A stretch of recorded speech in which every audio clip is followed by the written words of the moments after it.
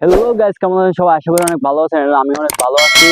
Welcome to my another blog video. তো আজকে আমি আসছি আমাদের বাড়ির দিনে, ইচ্ছা যে আমি গ্রামের দৃশ্যটা আপনাদের সাথে শেয়ার করবো। তো আজকে আমি গ্রামে আমাদের বিলে, অনেকে ক্ষেত বলে অনেকে বিল বলে, তো আমি আমাদের বিলে চলে আসছি ঘোরার জন্য। তো এই বিলের মধ্যে আমার অনেক স্মৃতি আছে, মানে খেলাধুলা হইতে এভরিথিং সবকিছু। আমরা আগে সকালবেলা ঘুম থেকে উঠে খেজুরের রস পাড়ার লাগা, মানে রস কাটে তার হাড়ি যখন নামে ফেলায় তখন আমরা মানে বোতল কাইটা ওই বোতল আবার ফাটতাম।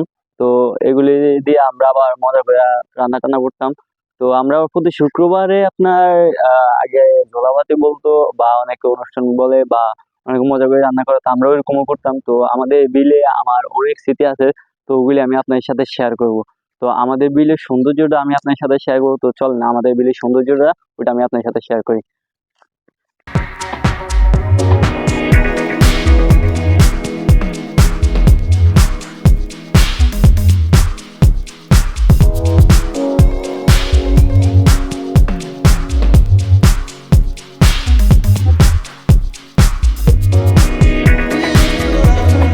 নামটাও না।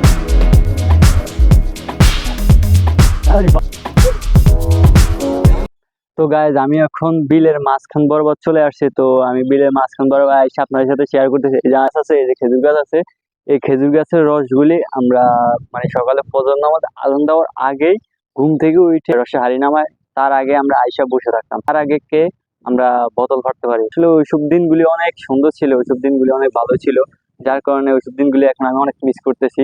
আপনাদের সাথে শেয়ার করতেছি যে খেজুর গাছের যে ভিউটা এখন আমি আপনার সাথে শেয়ার করবো। তো চলেন।